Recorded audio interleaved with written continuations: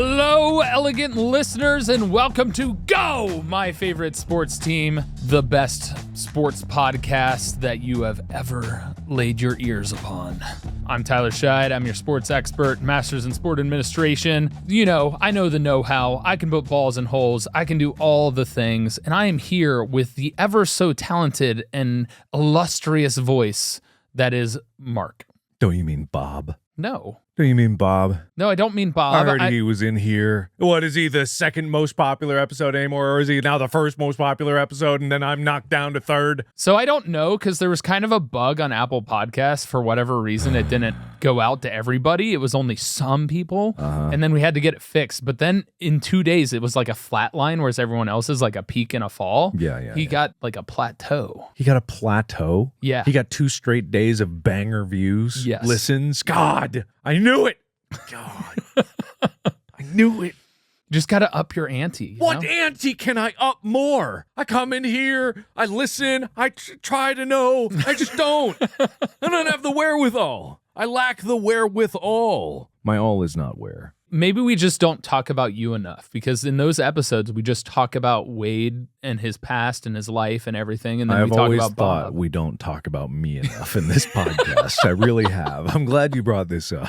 This means a lot to me. We'll talk about you for a moment. You have a new hat freshly placed upon your head. I do. I finally have the iFinger sports hat. You can get it at store.gmfst.com. If you want to finger sports as hard as I do, we're going to have new stuff coming at you. An iFinger sports finger foam finger. Can we get that? I want to do that. We just don't have it yet. Well, let's get it. It's on the books. It's going to be ordered. I want a big finger, iFinger sports foam finger to finger sports hat when you go to your finger sport events. But it's just going to be red. Do we need to say it finger? Do we have to write the word finger? It's going to be a finger with like a smaller finger inside of it with another smaller finger on it with another one and another one. It's just like the Russian dolls of fingers all the way down. So foam fingerception. Yeah, exactly. Yeah. Perfect. Finger, sports finger. You know, just like all the way down. Anyway, yeah, I'm Mark. Yeah. I'm the guy that doesn't know sports. And you're back. I'm back, yes. Believe it or not, we haven't been in studio for like 3-4 episodes. I know, yeah. It's kind of a shame because not many people knew, but I was working, basically. I was pulling about 14, 16-hour days constantly, which is why I'm very grateful for Bob and Wade for stepping in on some episodes, even if there were more. Fine, it's understandable. I get it. They do know sports.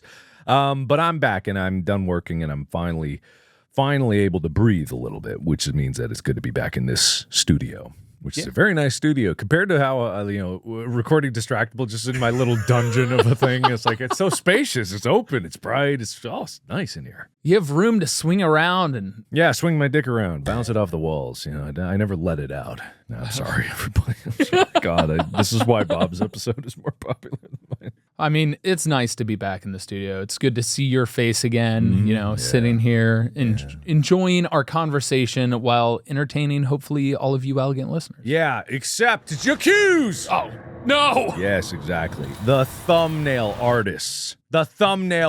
Bubble Zap is asking. I absolutely love the thumbnails for each of the vids on the GMFST YouTube channel. They all look amazing and are absolutely hilarious. But it bothers me that the person or people drawing the thumbnails aren't credited anywhere on the videos, in the description or in the channel bio. Do they do that on Distractable? Probably not, but this isn't about the GQs for them. It's about the GQs for you. Okay. You're in charge of the YouTube channel. Are you in charge of the YouTube channel? I am. You're in charge of the YouTube channel? So... I don't know which artist makes which thumbnail. Yeah. So when it gets uploaded, like basically what I do is I do the tags, I do all of the extra work in the description and everything else to make sure everything's aligned, but most of it gets uploaded and done for me. Mm-hmm. And so I get to that point where I'm scheduling videos and I don't know who made which one. Yeah, it does alternate. We could just put both in the description. It's Kairos and Haris. Is that how you say it? I don't know. I've never actually heard it out loud. It's Haricz. And also Haris works with someone else by the name of Toonsy. That's it. Toonsy Animated.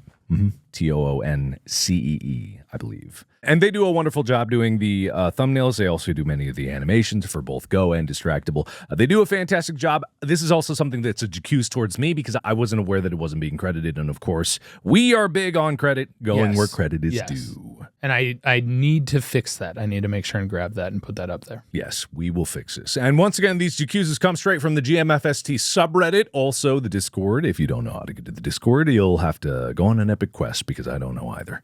The next accuse comes from Emerald Warrior 7. Accuse! Mark was really obnoxious during the cricket primer. I'm a huge fan of Mark and Tyler, and I've enjoyed the rest of the primers, but Mark is getting into a really bad habit of not waiting for an explanation to finish before he just starts shouting that he doesn't understand. Please, Mark, just wait a few more moments before you start yelling. Listen! Wait, no, this is my accuse. No, that's my accuse. It's a accuse towards me, but fine, whatever. You're accusing me. I'm not accusing you. Listen, I'll pull back the reins harder. I'll get one of those training collars that they put on dogs. Maybe I'll get one of those beeping like ones they train hunting dogs with for the shot collar or whatnot, but that just buzzes. Maybe that'll help. I don't know. Yeah. We'll figure something out. I totally understand that this is for normal circumstances, but I take a stand on this particular primer because the cricket primer was the one where I learned the most information. My questions were not out of nowhere. My questions were pertinent, even though I was making jokes. I do that sometimes. But someone on the comment said it very well, because Cyber Dragon 300 said this. To be honest, in the past, I have understood that Mark can get annoying by not listening or interrupting, whatever, too early. But in this one, I felt it was the opposite. I just felt like his interruptions were more of a welcome break from what could easily be Tyler explaining crickets for 2 hours straight. And by the end, he seemed to actually understand the sport and be interested in seeing it played, so he was clearly listening, and the questions he asked help him. Boom! Roasted! J'accuse reversed! Uno reverse! I will say that I appreciate when you interrupt me anyway, because it makes me think about things differently, and at the same time gives me levity to stop just speaking at you like a teacher. That's a problem that can happen when I'm going through my notes and all of the information that I have. So the interruptions are a key component in making this podcast work. And I mean, the whole point of the podcast is to teach somebody who doesn't know sports, and Mark is the closest representative for those listeners. And so those interruptions are a key component. Sometimes maybe it is a bit too much, but for me, it makes me laugh and I enjoy it, and it makes it more fun for me to do this podcast, which is why we do it together. Well, that's a really lovely sentiment, but really, in all honesty, how dare they attack me? The J'accuses are only for Tyler, and my God, the J'accuses are getting really boring because they are literally just, where's this primer? Where's this primer? Primer, you haven't done this primer yet. Come on, criticize what he's saying about sports. All you people that think you know about sports out there, I'm beginning to think that nobody knows anything about sports because Tyler is apparently the only one that knows anything about sports or has a sports opinion. No one seems to be combating you with your sports opinions. Where's the J'accuses about your thoughts on the offsides penalty or the rule in soccer? Where are your J'accuses about the various opinions you must have had in the other primers that I can't remember at this point? Yeah, where's your anger at my opinions on certain things? Exactly. Where's your J'accuse about slap fighting and you're like, it's the greatest sport in the world. I slap fight with my grandma every night. Oh. Where's that J'accuse? I want that J'accuse. This is getting really dull with the other, where's the robotics league primer? Fuck off.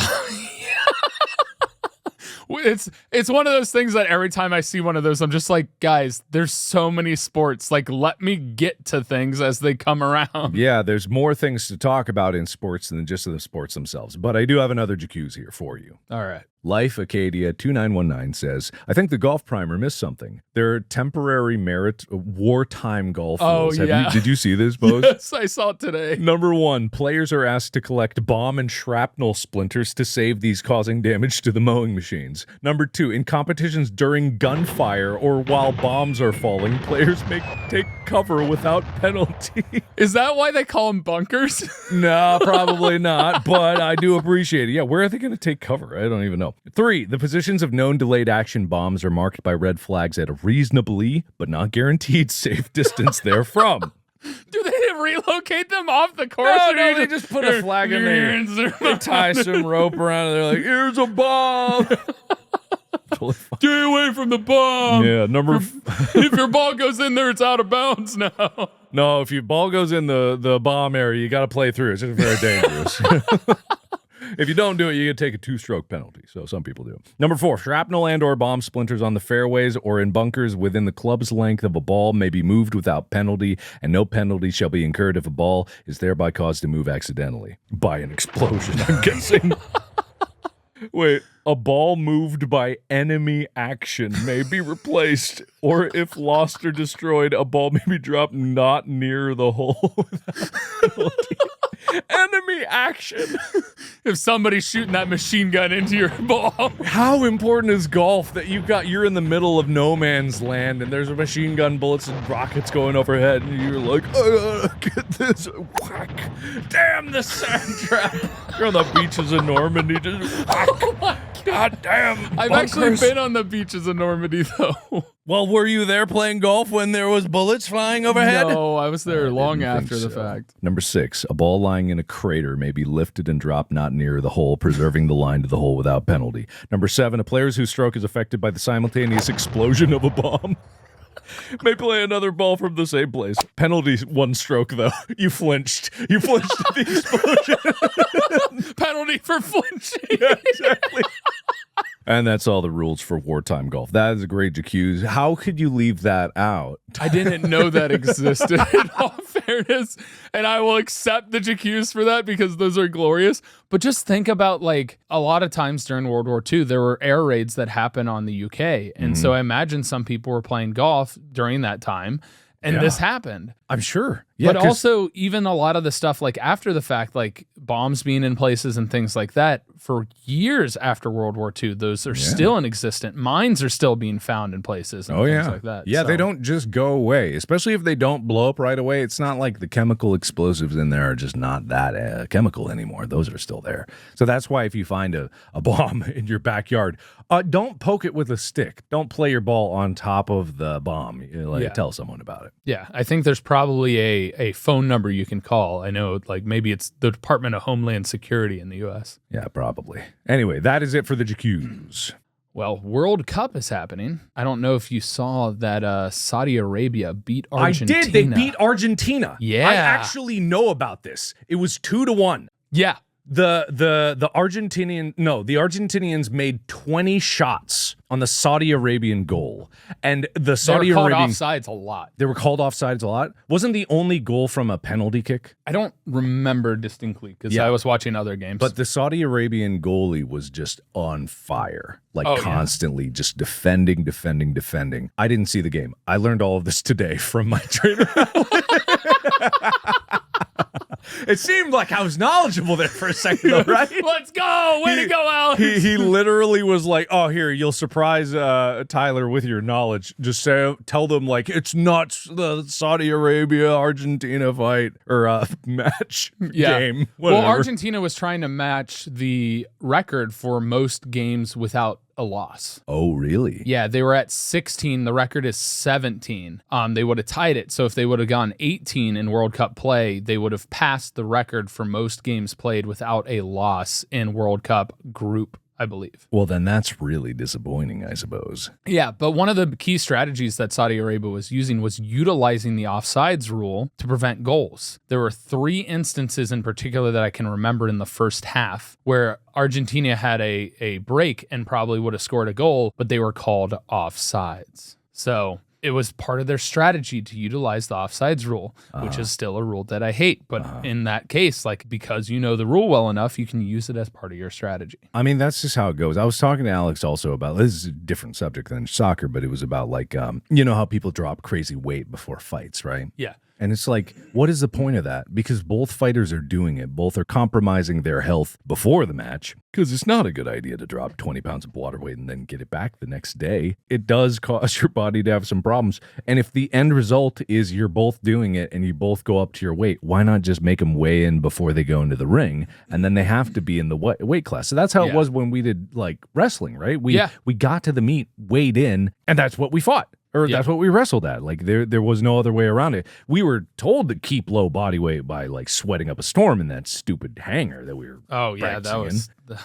But like it's just like these rules. People just learn to go around the rules anyway, and they use it to their advantage. And I know that's for every rule they'll do that. But if the rule is dumb and doesn't make a difference, like why even have it? Well, actually, right after we graduated, the hydration requirements were put into place. Oh, interesting. Where they would actually test your hydration levels before weigh-ins, and if you didn't meet a certain requirement for health reasons, then they would not allow you to wrestle anyway. So there was no way to do that dramatic quick sweat loss before you weigh in and then gain it back. And I mean, health-wise, like that's a huge deal in all sports, being able to make sure that you are taking care of your body first and foremost. And at the same time, that's another thing that bothers me. It's like, if they're both doing it, why don't they just box at the higher weight class? That's what I'm saying. Yeah. Why not? If they're both doing it, they are both doing it. Why not just box at a higher weight class? It just makes no sense to me. It is totally defeating the purpose. Exactly. Yeah. Anyway.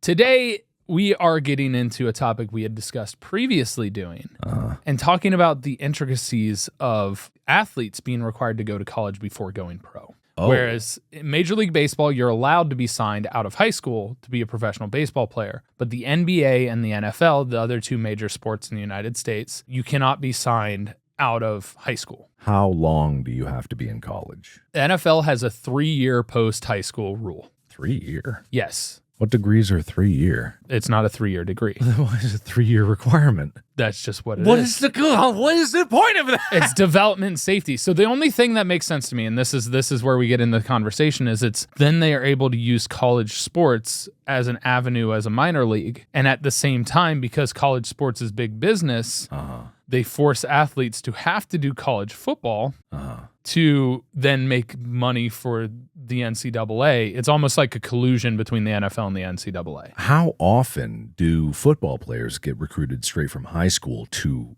being capable of being in the NFL? Now, that's never really been seen. Like that's what I would think. That goes back long before our lifetime. Yeah. That maybe that was occurring, but honestly, I think more often than not, it was almost like everybody went to college, and then after their 4 years, then they went pro. Yeah, that makes sense. And so we got into the, like, now high school football and everything else is, like, so big. You can be a prominent player. Derrick Henry, in particular, who's in the NFL, running back for the Tennessee Titans. He played college ball at Alabama. When he was in high school, he was insanely dominant that he possibly could have just gone pro. Like 256 rushing yards and, like, 4 touchdowns in one half of football in high school. That probably is impressive, I think. Yes. Okay, it is impressive. That's very impressive. I've got confirmation. That's impressive, everybody. Like, he was just an absolute beast of a human being. All right. So, but that's always been a rule. 3 years minimum. Yeah. The 3 years makes more sense because I thought it was like there were high schoolers that were able to go pro. But if it's like 3 years, you don't have to graduate, I guess. If after 3 years you're ready to go, you're ready to go. Yeah. So I think initially it was put in as a like maturity and protection for the athlete kind of thought.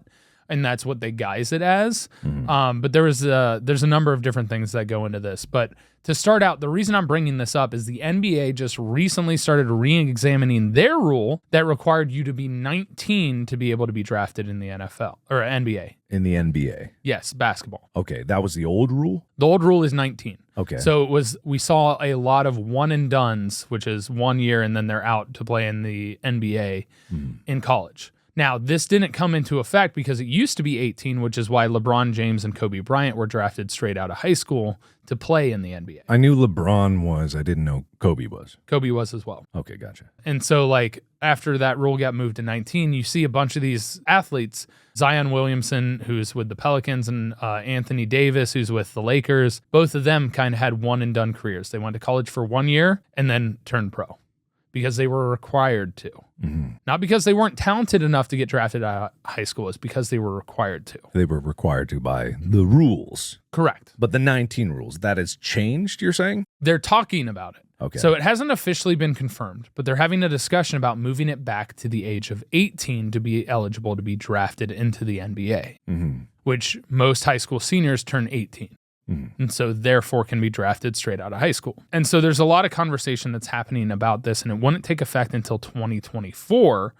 But it's a serious conversation that's happening in the current potential bargaining agreement with players. But my question is there really that great of a need in the NBA that they don't have enough college-aged people of talent to pull from? No, I think it's more about allowing the opportunities for an 18-year-old where you're officially designated as an adult, be able to then go and pursue it as a career instead of having to go to college. Yeah, I suppose so. But these exceptions are got to be extremely rare because the only person I knew of that did that was LeBron, and I had no idea if there were any others. But that would be like such a rare case. You'd think they would just make an exception to the rule anyway. I don't think it's as rare of a case as you may think. I think there's a certain amount where obviously they have to be exceptional athletes. Right, of course.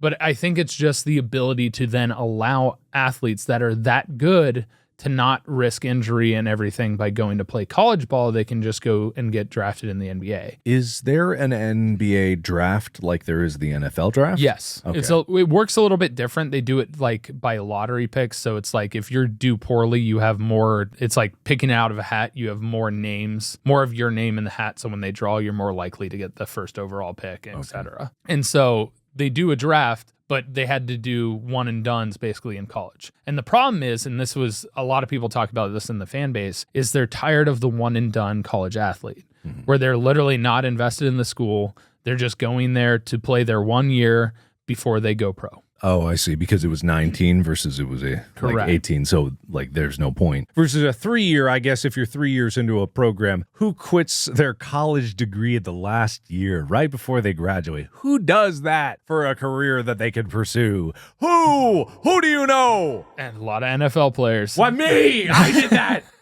And I regretted it. No, you don't. I don't regret it at all. You're right. You have exploded in so many different facets of life. Yeah, I blew up all over my life. That's what I did. I mean, you kind of did. You just exploded on life. It's true. It's very true. And so it basically allows high school athletes to then be able to go pro like they can in Major League Baseball. And I believe the NHL allows it as well. Let me double check that. Yeah, the NHL allows for 18-year-olds by the September 15th of the year of their draft. Oh, wow. They even have a max age. Max age, huh? Yeah. Wow. They have to be 18 by the September 15th of the year of the draft and under 20 years old by December 15th of that same year. Those are the only ones allowed to be drafted. That doesn't mean they can't be signed. It's just you can't draft. So a lot of major sports allow you once you're 18 because you're legal and adult. You can sign a contract and be a binding agreement. Okay, so just to pause for a moment, let's say I'm of the average person that doesn't give a crap about sports. Yeah. Since that's who I'm embodying most of these times. Why do I care what happens and what age it is and why these colleges get like screwed out of a player or whatnot? How does it affect me as a person to want to care about this one way or another? Because if I'm a student at these colleges, all I know is that I didn't get a scholarship and all those basketball players did. And I'm like, why not just have them out of high school anyway and just like go there and get there? Is it more exciting for fans to get someone out of high school because it could be the next prodigy? Is it like with college? Is it just like... I think it's more or less the negative impact it has on the college. Because it affects your graduation rate. It affects like, some of these athletes come in and they don't care about school. So then their academics are there, but they get a scholarship and they just party and disrupt college life in a lot of ways. Do you think people should care about academics? I think people should care about academics. That's good. I'm of the firm believer that you should, when you get a scholarship to a sport at a school, it should be a guaranteed 4 years, but it's not. And so like for me, because the whole concept of the NCAA always argues that they're amateurs, they're student athletes. Well, invest in them as students. Showcase that they're students. And so like having multiple talks with different faculty members, having multiple talks with other students, like there's a negative reputation of athletes for academics because there's so many people that go to school just because, I'm going to go pro in the NBA or I'm going to go pro in the NFL, and they just don't care. And they don't show up to class. They disrupt class. They, party and basically in that way deteriorate the level and magnitude that university's degrees hold. And so that reputation then can have a negative effect on you graduating from that college, because it's like, oh, they're no longer like the top engineering school, or, oh, they're no longer this top school because of graduation rates, job placement, various factors such as that. I see. You know what's funny about college anyways is like, I kind of understand that mindset though. If you are already in a path where you're going to go in a different trajectory, I can get how it would be hard to care about your classes. I didn't even realize, for me, and I wasn't going for any scholarship for sports, I was in engineering school. I didn't even really realize the kind of idea that you were at college to learn, and just to learn, really. That was your predominant means for being there. And with my program, it was extremely necessary to focus on that. I didn't even know really how to learn because I skated through high school. Like I just did fine enough on my own. I barely did homework and I didn't do really anything. And I was able to get by. So I get it. I do understand for these athletes, like it does seem almost like a waste of their time for this whole rigmarole. And I think the problem is maybe less about the NBA, and it's more about just how college sports are treated in general. Right. Like it is a weird gap. With college football, I definitely know that it's extremely popular, but isn't college basketball extremely popular too? Why is it not more incentivized for someone, even if they were like, I could be in the NBA right now, why is it not more incentivized for them to be in college and play through that and develop the skills and then go pro? So there is, it's a certain level of, if you ever look at the financials of major college or professional athletes and how they go bankrupt after a certain period of time because they have no backup plan, or they spend their money, or they don't have any financial advisement. Being able to have that college degree and stuff, even now, like NFL players really know in the collective bargaining agreement, they get offered a person to walk them through financials, walk them through budgeting, walk them through investing and stuff like that, because they're trying to prevent them from doing that, burning through their money or spending money on all these different people that come out of the woodwork. Like all of a sudden you're rich and it's like, oh, can you buy me a car or something like that? Yeah. You know, people asking for handouts, and they're just people in your life that you didn't realize were there just for that moment. Instead of be there for you as a person and invest in you, they just were there along the path to then be able to ask for a handout because they saw the opportunity for that. And so there's a certain level of getting a college education has a massive, massive benefit when you go into the professional ranks. But at the same time, like, you're also got to look at your youth is only so long. So like as an athlete, like if I can get into the NBA at 18 instead of 19, that's another year of career that I can have. That's another multi-million dollars that I can make to then plan for retirement and then thereafter. And so forcing them to go to the NCAA and forcing them to go to college is a twofold thing, but it's eliminating the choice. And so it's the ability for a 18-year-old to be able to make that choice, to be able to make millions of dollars. If that opportunity is there, now they can take it instead of spending money going to school, which more often than not, the athletes don't spend that much money going to school. But yeah, that just made me think of something interesting, because we were talking about like anti-aging things. What's going to happen if down the road, it's going to be a long time, but what happens down the road if there was some great science advancement that could reverse aging, right? And suddenly people are reset back into their prime, like 25, absolute peak physical condition. Suddenly they're back there. You have all these legendary sports people that have all the skills that they've built, and suddenly they're back in their body of their prime again. How do even new people coming in compete with that? Like that idea of someone who has decades of experience now, knowing and understanding the game, and then back in a body where they can compete at a level that anyone at their peak could. it's still innovation. Still innovation? Yeah. At the end of the day, that's the biggest thing that happens in sport. As sport continues on, the sport itself has changed. When Michael Jordan was playing, was a different age of basketball versus today's day and age where Steph Curry is dominant and the 3-point is king. Like the way that basketball is played back then versus now is distinctly different. It was heavy on big men like Shaquille O'Neal. It was heavy on rotation and passing. Nowadays, it's all about the 3-point shot. Everything else back in the day was mostly predicated on 2 points, making it in the paint, scoring high percentage field goals, and making sure you're taking the right shot. Now it's just dropping dimes from half court and beyond. So you're saying that if Michael Jordan was back in his prime again, he wouldn't be a mid-level player in today's game? Oh, he would. He would be He mid. absolutely would. But the thing is, there's still the opportunity as you innovate that young players will be able to make their way in. I said he would be mid. Oh, he'll be above mid. Okay, he'll be okay. I was about to say. He'll still be great. I was sure there were going to be Michael Jordan fans coming after you if I didn't clarify that very clearly. No. But it's one of those things that there's still. I'm trying to argue the fact that there would still be a potential for people to be able to get back in. Okay. In that other case, though, you'd really be able to actually get into the greatest of all time debate. Because if anybody at any age could play and they're all at their prime, you literally have that one-on-one comparison. LeBron James, Kobe Bryant, Michael Jordan versus each other, and you can actually see them at their very best against each other. And then you can be like, okay, based on that, they're playing in the same era. Now you can have an actual argument about greatest of all time because the game is exactly how it is in that moment with them against each other, whereas you're not comparing ages and different methods of playing and, different eras of the sport. Yeah, this is outside of the whole nightmare of societal upheaval that would occur if suddenly everyone reset back to the same age. That would cause a lot of problems beyond that, and things would be thrown into turmoil. However, in this hypothetical scenario, it will be interesting to see what happens when that does occur. Yeah. But going back into what we're talking about is basically the allowance of athletes to be able to come out of high school and go into college. There is a major court case against the NFL about this. Oh, really? It was Maurice Claret. He was a fantastic athlete at Ohio State University. He was a running back. Got it. And he sued the NFL for antitrust for not allowing him to join the draft after his freshman year of college.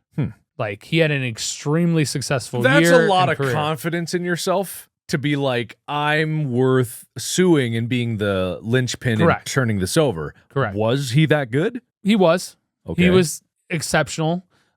He won. Oh. It was later, for a short moment, they allowed it, and then it was overturned in an appeal, I think, in a few months.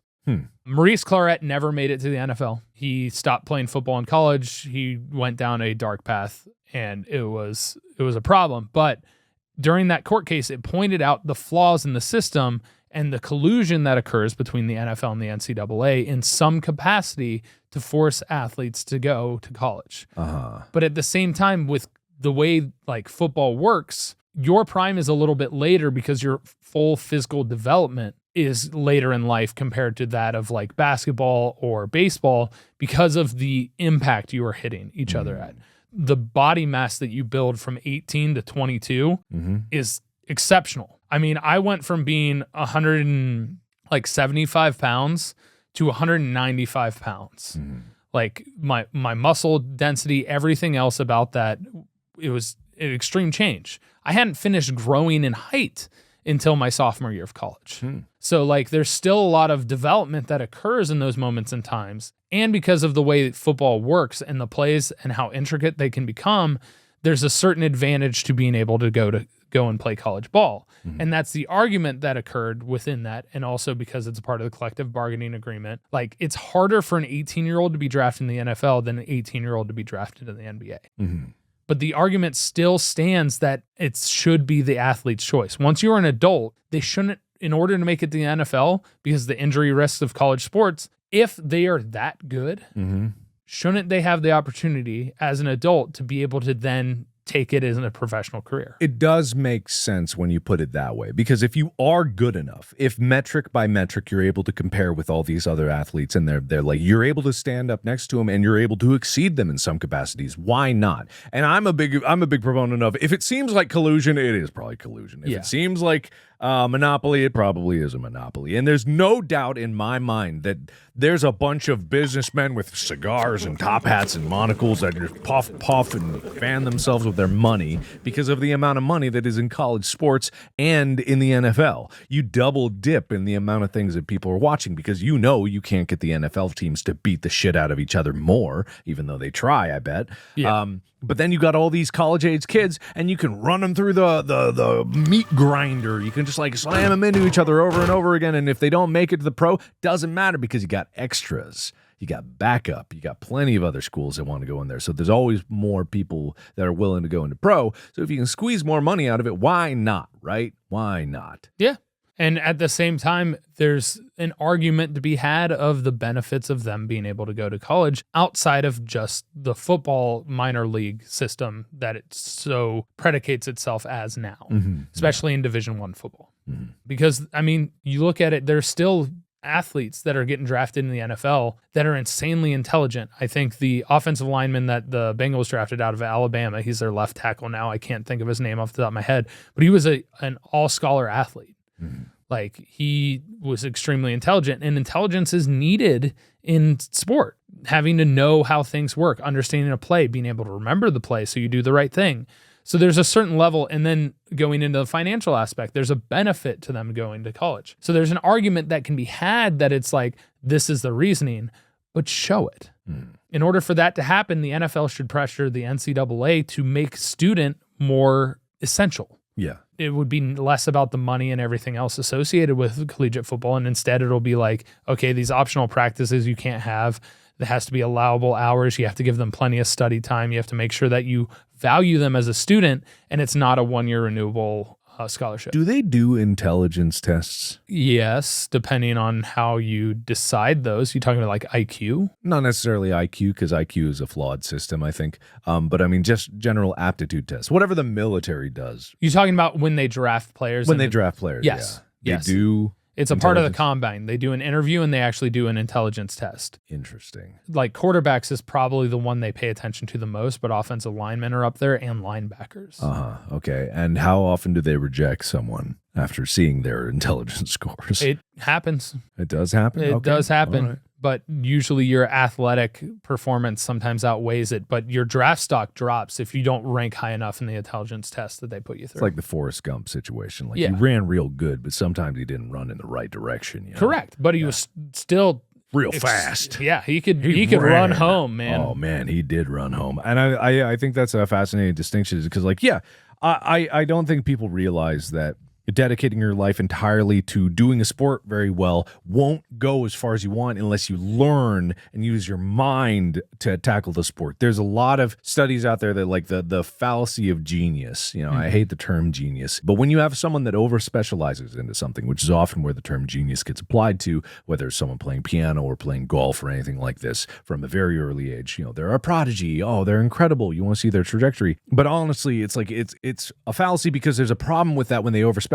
and they're not able to adapt to different circumstances. And that's kind of the key point of sports is you need to constantly be adapting to different circumstances and be able to think your way out of it at such a level that it's unconscious. And so, like, I'm not saying you're going to go to a college class and learn the tackle any problem class 101. You know, that's not how it goes. But there is something to be said about having a diverse set of problem-solving skills from a diverse set of applications that can be applied because it builds centers in your brain that are used for so many different tasks. There is no part of the brain that is so unbelievably specialized that is not used for anything else, barring a select few tiny exceptions. When it comes down to general systems of understanding and our perception of reality, it's about evolving those systems into a point where they can do anything you want in any situation. Yeah. And that increases your overall capacity as a human being and intelligence. So learn! Learn, everybody out there! Learn! I'm telling you, learn! I mean, critical thinking is something that you need to have in every aspect of life. Yes. And that's the biggest thing that I think I've struggled with some people that I've met who haven't been that great at critical thinking in that they're like, I don't know how to do this. And then they shut down. I know, right? What's with that? Yeah. Figure it out. How can you look at a problem and be like, I don't know how to solve it. I guess I just give up. I'll walk away from it. Yeah. No. Like, no. I mean, there's the whole like men don't ask for directions and don't read instructions joke. Yeah. But at the same time, like that needs to apply to be able to be like, okay, I see this, they forgot the instruction or whatnot. How can I figure out how this would work? Yeah, exactly. Especially with the resources available today with YouTube and everything else, you can find a how-to on anything. Yeah, it really is incredible. Again, this is just like, I don't mean this to sound like tooting our horn or anything, but there was something to be said about a lot of people are saying, like, you know, generations get smarter after every generation or so. Like, usually the trend is that generations get smarter. But there's a lot of, especially Gen Z kids just growing up now, that assume that millennials are not going to understand how the new technology works. Right? Because that's been a trend in the past where you see this. The problem with that mindset is that when we were growing up, technology still needed to be fiddled with. Technology still needed to be hammered into place, needed to be figured out. You had to understand what the problem was. I'm not saying millennials are better than Gen Z. That's not what I'm saying. I'm saying Gen Z are perfectly capable of understanding and accepting all the new technology that's out there, and that's totally fine. But it's one of those things where, like, our generation, because we grew up with problem solving in mind for a vast majority of things that we did. Not everyone is exception to anything. I hate generational terms anyway. But what I'm saying is, like, because problem solving skills were at the core of us interacting with technology, like just figuring out how some of the IRC chats and like getting your AOL account, stupid AOL Messenger shit, and figuring out how to decorate and all building your own computers and trying to learn what the shit is there, versus say an iPhone, which is so streamlined and nice and easy to use. Would love to have this when I was a kid. But it's not saying like it's any better. It's like that kind of problem solving skills set us up to be successful in technology going into the future. And I'm sure there are people in previous generations that have experienced this as well, but I think it's a bigger majority just because when you get that problem solving skill set, you're able to tackle any problem that you want. You might not be cool while you do it. Yeah. I'm pretty sure, but it doesn't mean that you can't figure it out. And so this is stepping outside of the stupid cliches of generational whatever. Is like in sports, I imagine it's the same thing. Having the skill set to problem solve in any situation means that you are not floundering and you can inwardly be analytical about your performance and understand how you fit. If you understand the game as a whole, you understand how you can be better at it. Yeah, it's like the student coach, like, but not towards other players, towards yourself. So that it's like, okay, I know what I did wrong, and you're able to address it and improve upon your weaknesses or your struggles, and being able to assess the problems that are occurring and have that open communication with a coach to where they go, like, you always know more minds make less mistakes because you have your checks and balances. And so when you have more people realizing the different parts of the whole, you get a better whole product at the end. That's one of the compliments that a lot of people had for Joe Burrow coming out of college, was the fact that he knew what he did wrong. And it was almost incredibly unlikely that he would ever make the same mistake twice.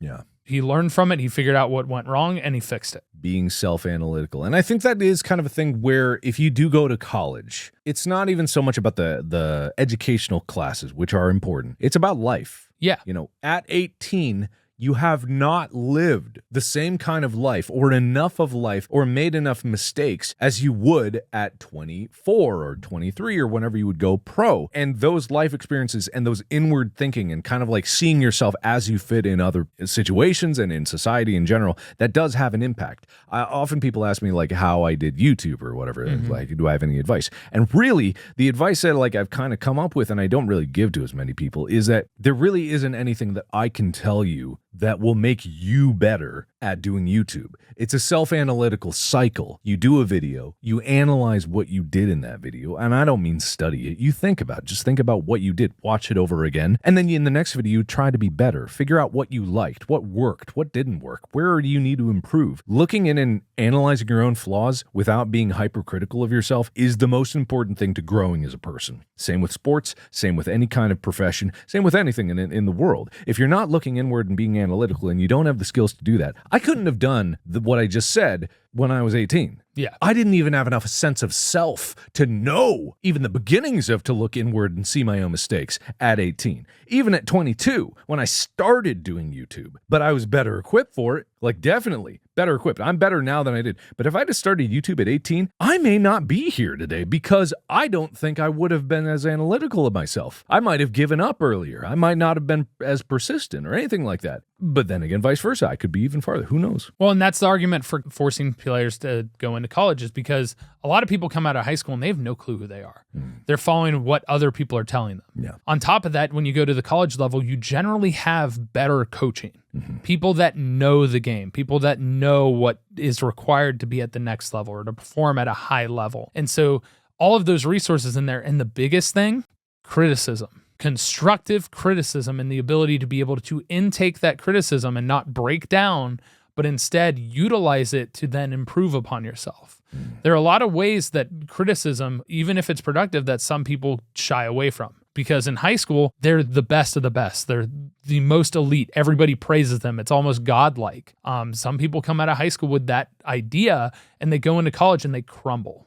I've seen it. The last 4 years at my undergrad, the person who got the full ride for academics flunked out because they had all of the pressure from their parents and everybody else that pushed them to that point that they were possibly burned out. And then when they got into college and it was just on their own and nobody else was pushing them, they didn't do what was necessary to excel. Yeah.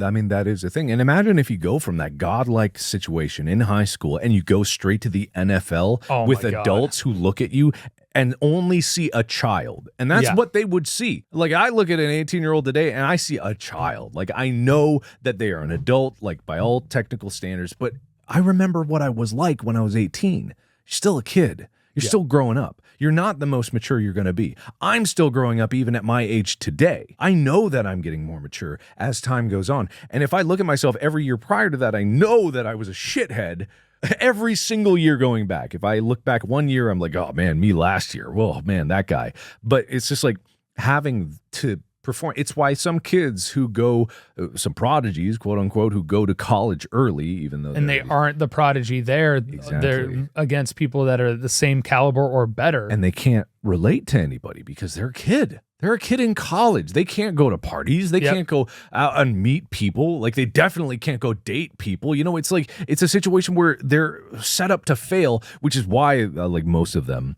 let's be perfectly honest, most of the kids that go to college early are set in paths with colleges that agree for the prestige and the story of it versus actually them being ready to do that thing. I'm not saying there aren't kids smart enough to go to college. I don't think they should anyway. Well, I'm a huge proponent of people that should go to trade schools and learn a skill. Oh, sure. Oh, let's get in the conversation of if colleges are even worth it in the first place, which they are definitely not from where they used to be. That doesn't mean that education isn't there, and it doesn't mean that just the time spent in life, just getting your hours in on living. You think you're great at anything? Imagine how many hours you need just to be comfortable in your own body. Yeah. Like, that's one of the hardest journeys many of us even take. Well, it's a humbling experience. You get there and you're all on your own, and all of a sudden you have to learn all of these new skills, and people crumble. Yeah. And it's the same thing. You go in there, and if you're coming in like I was the god of my high school, and all of a sudden you're not a god here, there's two ways to respond. You crumble and you hide away in a corner, or you're like, I need to get back to that point. And you push and you learn and you drive. And so there's like a make or break mentality. And if you go straight from high school to the NFL, the argument there is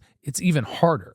Because you're talking about people that are in their absolute prime, that have been literally spending years just focused on their athletic ability, just athletic performance, just the knowledge of the playbook. You go in there and you're like, fresh out of high school, you don't even know maybe how to do the particular play that they're doing, or running the route as crisp as they need it for to be in the right spot, or the handoff is off, or the pass is just slightly inaccurate and the timing. Everything is so millisecond based that jump would be huge. And at the same time, not to mention the youth and how, like, for one, they're more durable. When we're younger, we are more flexible generally, and we are more durable as being able to recover from injury, but also you're being hit by something that is going from something that's 135 pounds to 200 pounds to all of a sudden up to 400 pounds getting tackled by it. That's a massive jump. So there's an argument there for the safety of players. There's an argument there for the development as, like, mentally and everything for that, for them to require college. But people would realize that it shouldn't be required.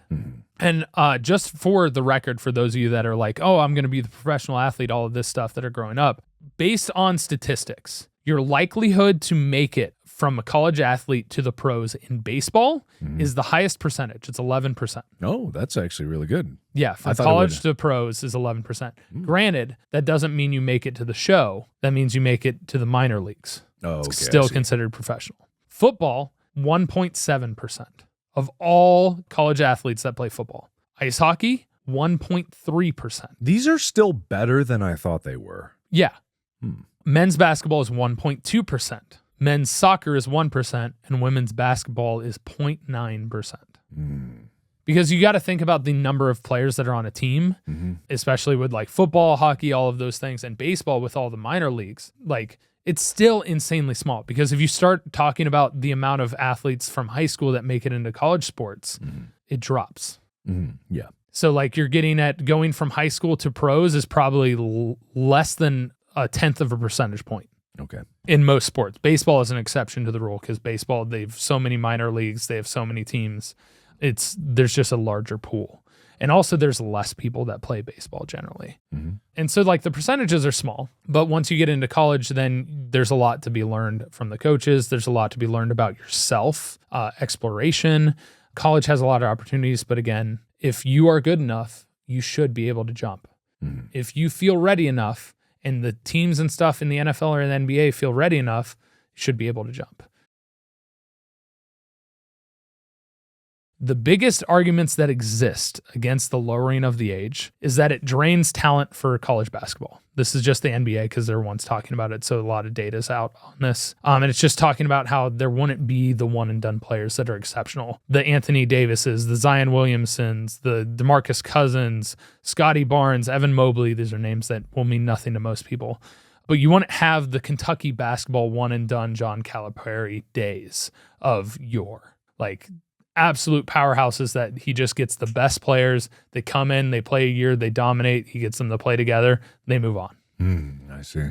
Players not in college pose more risk in the sense of floundering once they jump to a higher level. So when the age eligibility standards come in, you're not necessarily guaranteed to be a high profile pick, because there's a higher risk for them picking a younger player sometimes. For every LeBron James and Kobe Bryant that panned out, there's a ton of other players out of high school that didn't. And so there's volatility and higher risk. And then at the same time, like you're getting into all of a sudden hyperfixating and focusing where you can get overuse injuries. There's an imminent double draft delight, which is like, when this comes out, this is a good thing or a bad thing, where all of a sudden you have, in 2024, you have people that were required to go to college the year before and those that weren't. So now you're getting the one and done athletes that are then competing with the ones coming straight out of high school. And so it's kind of unique and could be a huge stock up for talent for NBA teams. College basketball teams would get older. I don't see this as a bad thing. I feel like there would be more teamwork and everything in front of that. Back in the days, the average age of a successful college team in years of experience before the one and done rule was significantly higher than it is now. Because in order for them to be successful, they really had to work together. And I think strategically that becomes more interesting, because that speaks more to me of the educational element of sport.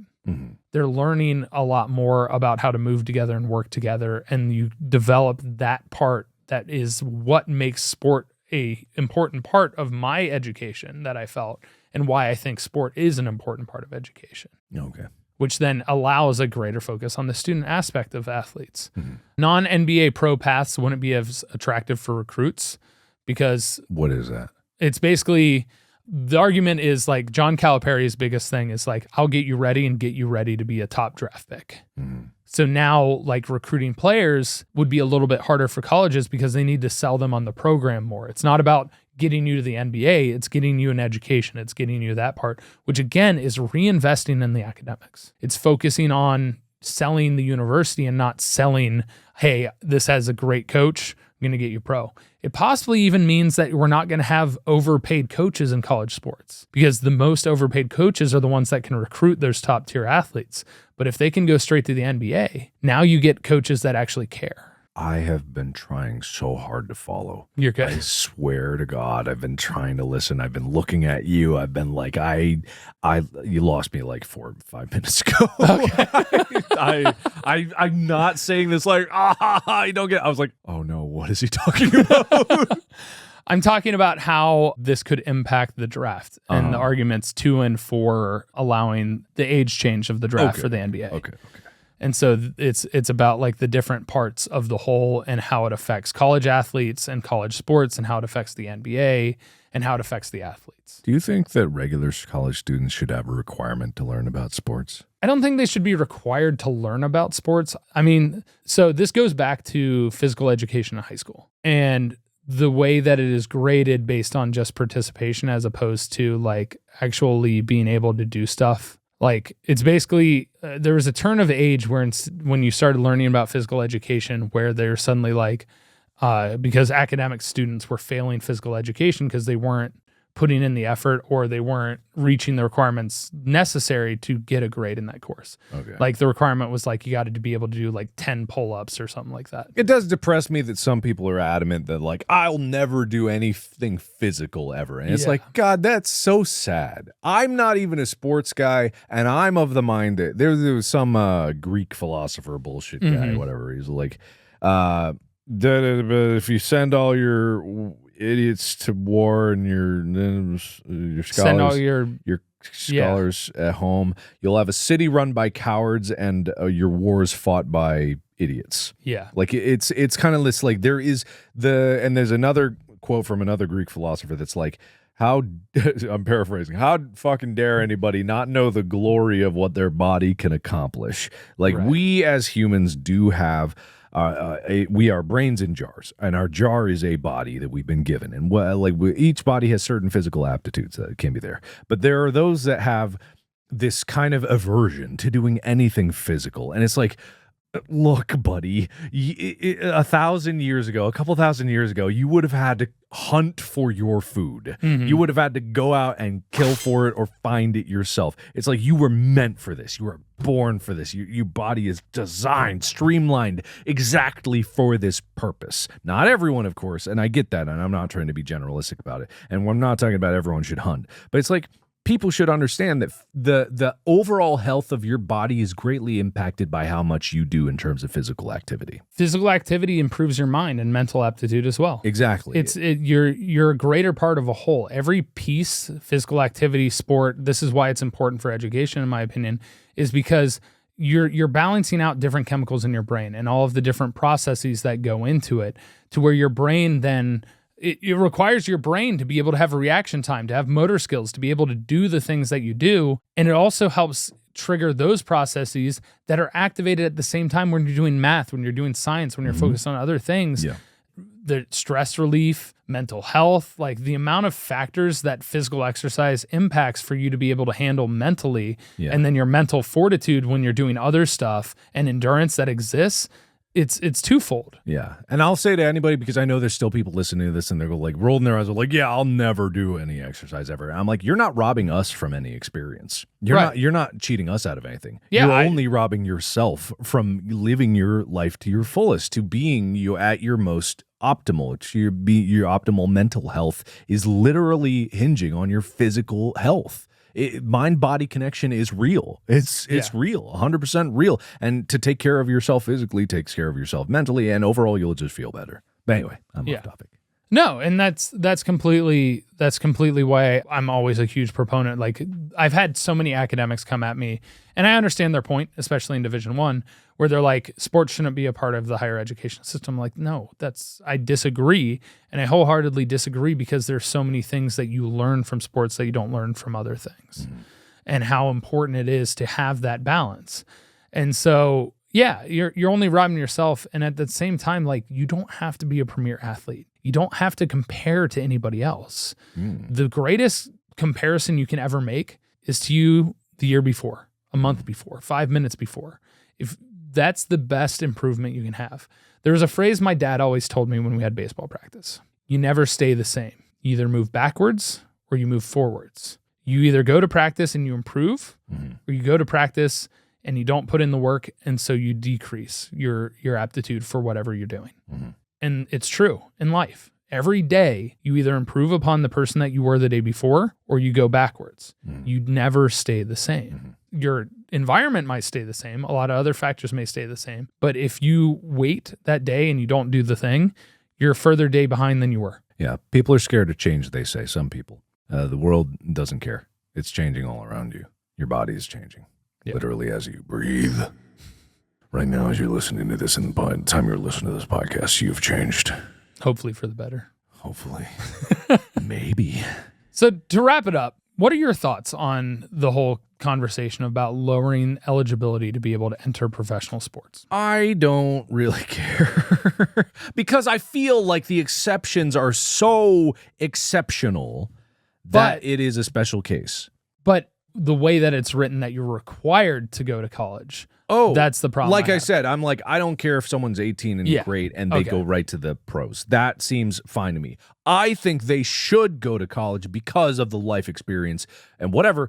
Not that college is that great anymore. Correct. And not that college is that needed anymore. But I do think that there is something to be said. It's like homeschooling versus high school. I'd pick high school every time just because of the social experience that you get, even if it's terrible. Even if it's terrible, especially if it's terrible. Then you realize that there are terrible people out there. That's an important lesson to learn. But to each their own. It's a free country, and they're an adult, so whatever. Yeah, so at the end of the day, it should be their choice. I agree. Cool. I think we found the same conclusion on that front, and that's been my argument ever since. Freedom, baby! Freedom! That's what America's all about! But also be smart about what you do for yourself. Freedom to be dumb! That's true. That's you can have that. Freedom. Like Elon Musk and Twitter. Oh, well, you mean the smartest man alive. He definitely knows how to run a business more than all those people that were training for years to run. And all the engineers. Did you hear he had to like call back the person who was in charge of controlling the key card? It was such a smart move. It was so calculated and genius and intelligent of him to do that. It's so smart. Oh, man.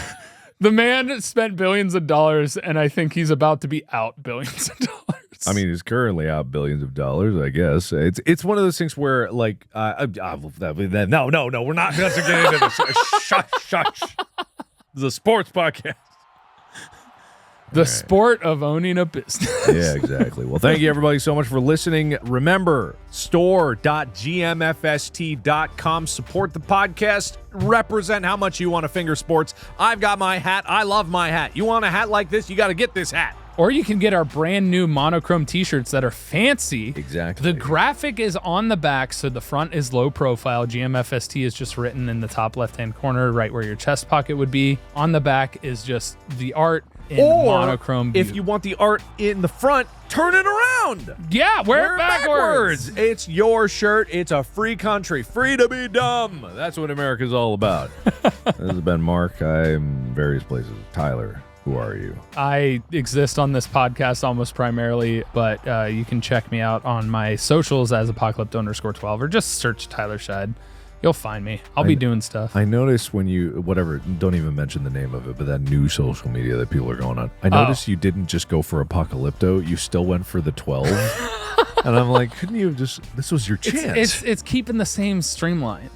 You know, it's keeping it the same. It's like Wade with Lord Minion 777. Yeah. I told him so long ago, like at the the first month, he was like, "You could change your name so it doesn't have the numbers in it." He's like, "No, I like the numbers." Numbers. I mean, I might make a complete rebrand and just do my name. Yeah. But I'm not to that point yet where I feel ready or capable to do that. I feel like I need some me put out there as just me first. All right, fair enough. Well, anyway, you can find just us here at the podcast by liking, following this podcast so you always know when there's a hot and fresh episode ready to go. Go to the subreddit and give your accuses to Tyler, but if it's another pro, where's this primer? I'm going to find you.